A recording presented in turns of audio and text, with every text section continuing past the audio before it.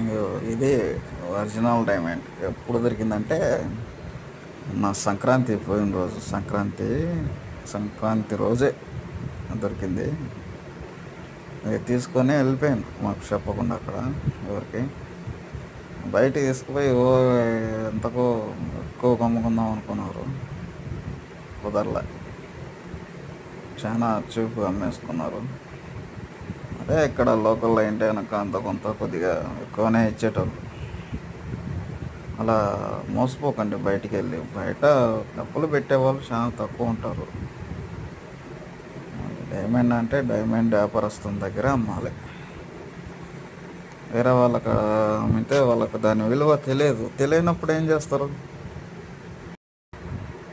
So అలా తెలియనప్పుడు తక్కువే తీసుకుంటారు. సో మోసపోకండి ఈసారి ఎప్పుడైనా సరే. దొరికిందంటే అక్కడ లోకల్ వాళ్ళకి